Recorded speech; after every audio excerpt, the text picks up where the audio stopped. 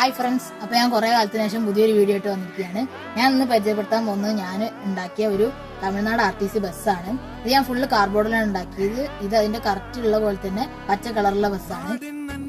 ഇത് മധുരയിൽ നിന്ന് ഡിണ്ടിഗല്ലിക്ക് പോകുന്ന റൂട്ടിലുള്ള ഒരു ബസ്സാണ്.